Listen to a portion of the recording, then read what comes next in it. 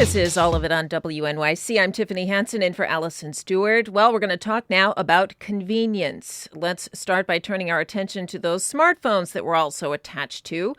We can use them to summon takeout. We can coordinate with our dog walker. We can do research. But maybe you remember when we had to know how long to hold that fast forward button on the tape deck, or how about burning mix CDs? Have we lost something in the age of streaming and playlists? In a new piece, New Yorker staff writer Hanif Abdurraqib explores convenience culture and how efforts to reduce friction in every part of life is making it harder to feel human. The piece is called Our Longing for Inconvenience. Hanif Abdurraqib joins us now to talk about it. Hi, Hanif.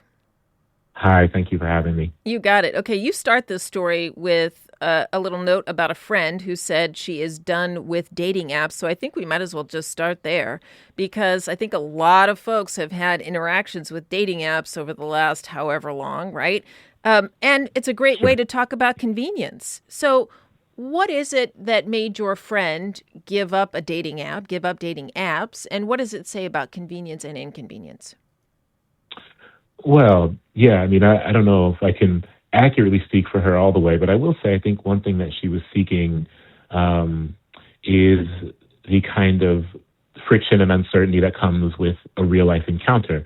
And I think on top of that, the dating app as a form, the way that they're presented, no matter who's no matter what platform, you are still kind of presented with all these options as though you are shopping for groceries, or as though you are, trying on outfits virtually, so to speak.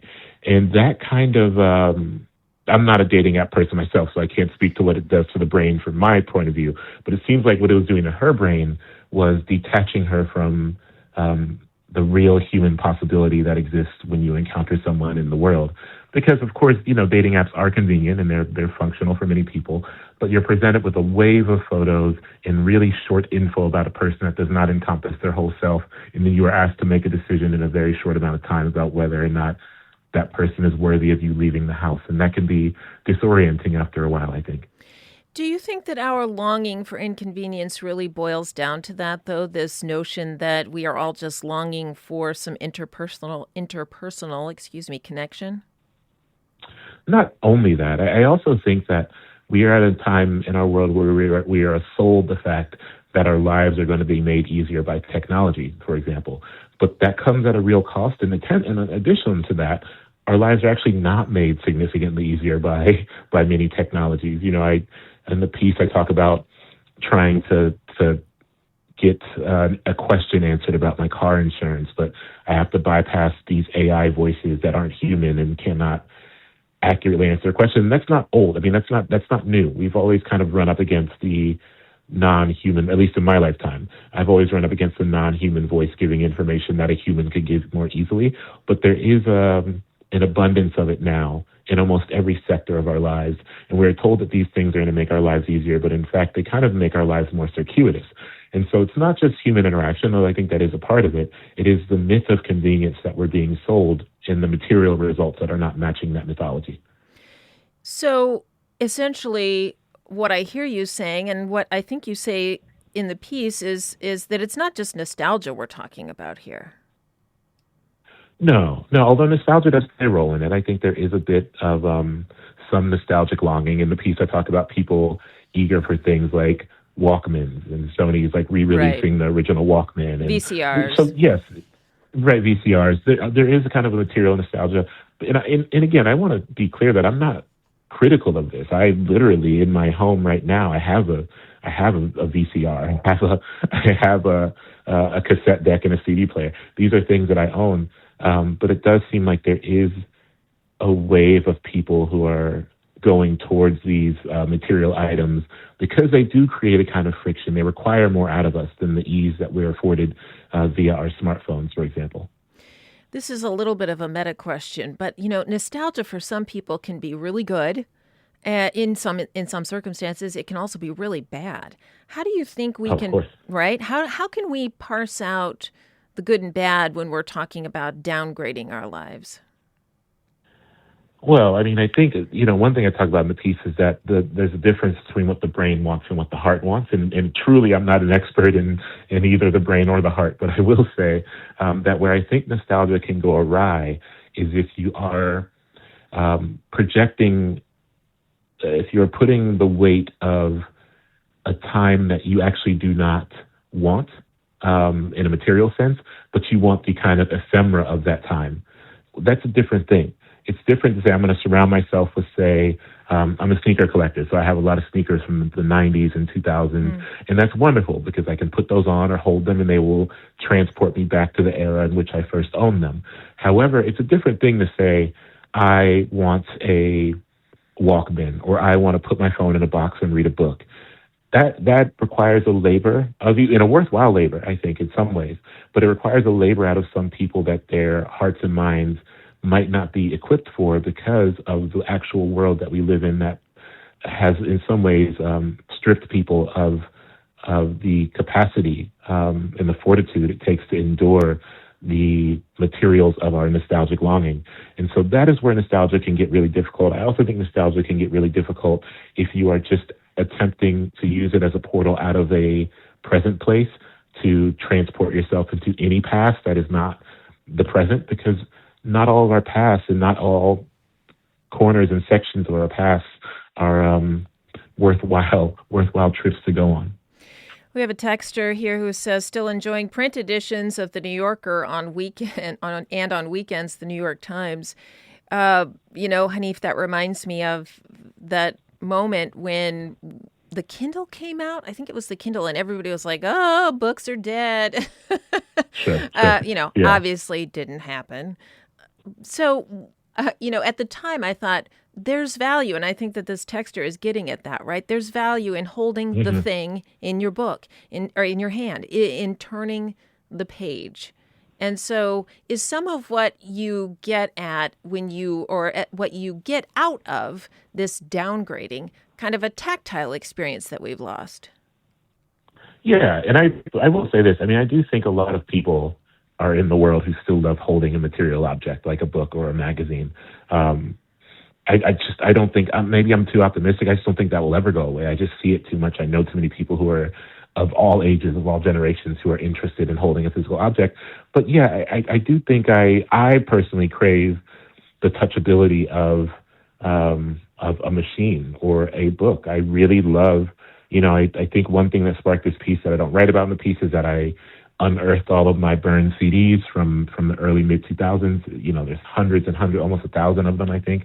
And that forced me to get a CD player. And there's something I enjoyed about putting each CD in the player and seeing how well it held up after 2 decades, There was a real pleasure in that. I find a lot of pleasure in flipping a record over, walking over to a record player, flipping a record over. Also, as a large music person, I know that this piece is not about music specifically, but most of my writing has been about music throughout my career.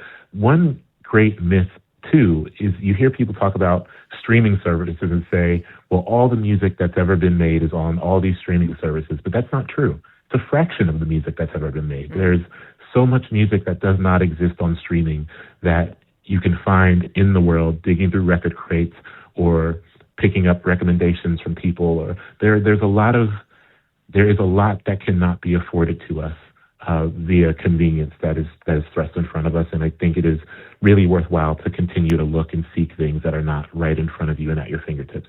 We're talking with Hanif Abdurraqib, who is a New Yorker staff writer, about downgrading, about the article that he wrote specifically called Our Longing for Inconvenience. Listeners, we'd love to have you join this conversation.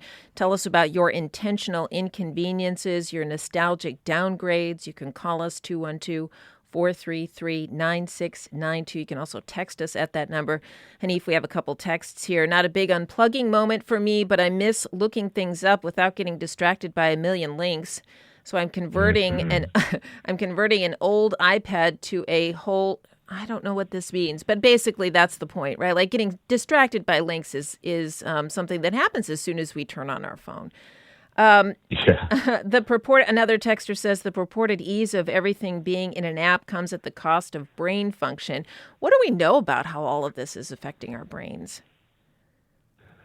I mean, I truly, I'm not the expert on that, but I will say, my great concern, and I've written about this in other pieces throughout my time at the New Yorker, I worry about people's brains often because the person who texted is correct. Another thing that this myth of convenience offers us is this idea that we have everything we need and everything we need is right at our fingertips. And that does come at the real cost of our brains, because it dulls our ability to be curious.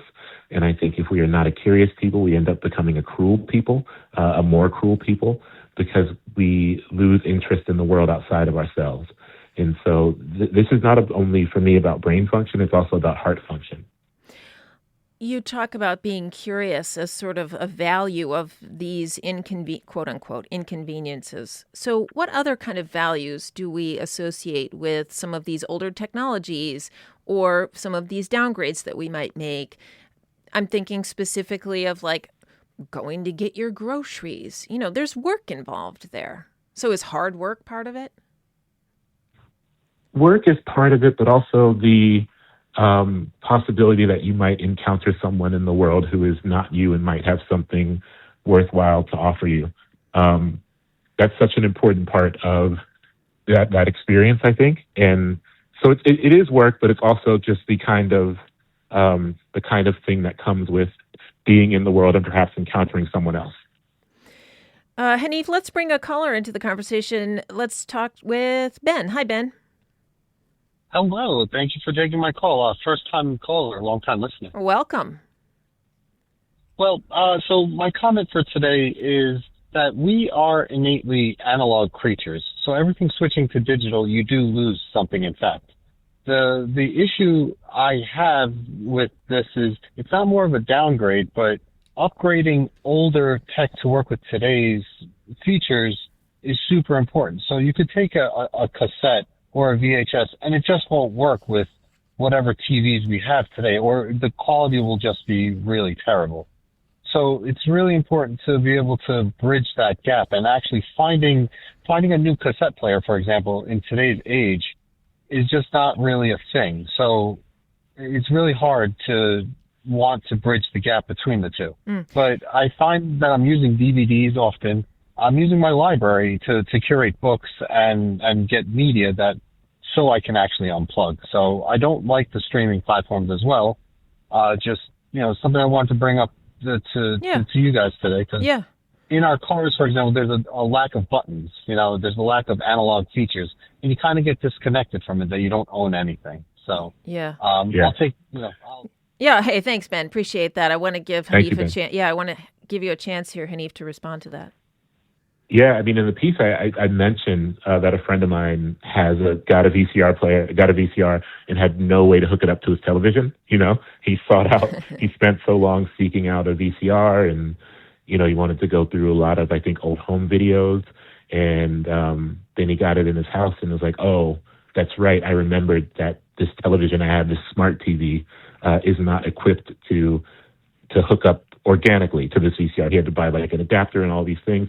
And so, it is true that I think there has to be an incentive to create vessels for these nostalgic materials, be it the cassette or the CD, that make ease of use possible. Because like my argument in the piece, or at least in my head, is not for just rigor. It's not for plain rigor where it's like you just got to work hard to get the things. I think there has to be some ease afforded to the people who want to make these changes. And so, there has to be kind of an adaptability and a flexibility that exists for everyone. We did see, do you remember, I don't know how long ago it was now, when the Polaroid camera came back, and I think they started reissuing those cameras. So that's sort of like an instance, right, where an old technology is companies are recognizing that people are craving this, and they're reissuing it. I don't know I doubt that's going to happen for the old VCR, but it's sort of interesting, right? That acknowledgement that. Yeah. It could happen for the VCR. I'm actually confident that it could happen for the VCR because, and I have no inside info. I'm just thinking about my friend and other friends I know who are of an age and of an era where they are in the possession of or seeking out a very specific kind of home video that is only translatable on VHS. And, there are memories that exist in the places that require technologies that need to exist in some ways. Because, if you are like my friend's father, for example, who has a VCR from 1987 or 88, it just doesn't work anymore. Or it doesn't work as well. And so I do think that there's a possibility that the VCR will adapt to modern times, as we're seeing the Walkman do right now. Like we're seeing these refurbished and new releases of Walkmans. I mean, I don't know if the demand will be there for VHS because VHSs aren't really made anymore. But there is a groundswell, I think, of people who undoubtedly have VHS tapes that they would like to play, if for no other reasons because there are a lot of memories on them that are important, and having access to the technology to do so is important. And not only having access to that technology, but as Ben was talking about, having access to that technology that is not at odds with our more modern technologies. We have a texter who says, I recently got into vinyl records. I'm a huge music fan and grew up with cassettes and CDs. There's something beautiful about taking the time, the ritual of putting a record on and knowing you can instantly start the music, skip tracks, plus the sound is unrivaled. So I wonder if you find sort of a generational gap here from people who maybe didn't experience vinyl records growing up, who now love them, who love the sound, and people who did grow up with vinyl records and Walkmans or whatever in their, whatever they grew up with, who are now like, no way, you can't pry my smartphone out of my hand.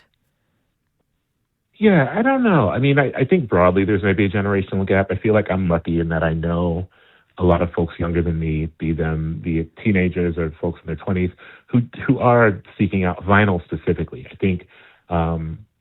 I actually think vinyl records are perhaps a really a great gateway to some larger addressing of these concerns because, it is it is still seen as cool to own vinyl, and vinyl records are still being produced with some regularity. I know it's gotten more challenging to produce vinyl in recent years, but they're still being produced with enough regularity that justifies the manufacturing of updated vinyl record players. And so there's this thing that happens where interest meets demand, and then demand meets the requirement to make technology that is with the times. And I really think vinyl is a great example of how that can happen, and that can happen cross-generationally. Like I know vinyl collectors who are 19. I know vinyl collectors who are 25. I know vinyl collectors who are my age. I'm 42. I know vinyl collectors who, of course, are much older than me, and they all need something to play it on.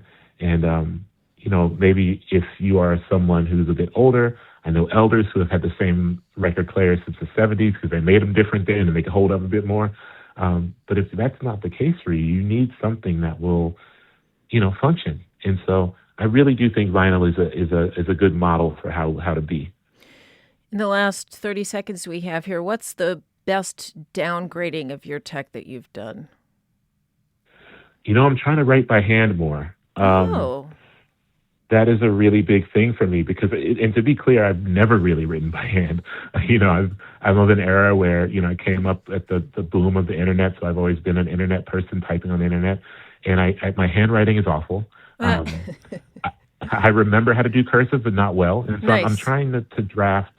I'm a poet as well, so I'm trying to draft poems by hand. Nice. And that's a good gateway to me, and I think that'll maybe do something good for my brain. All right. We've been talking with New York staff writer Hanif Abdurraqib about his piece, Our Longing for Inconvenience. Hanif, thanks so much for the time today. We appreciate it. Glad you were able to join. Thank you for having me. Bye.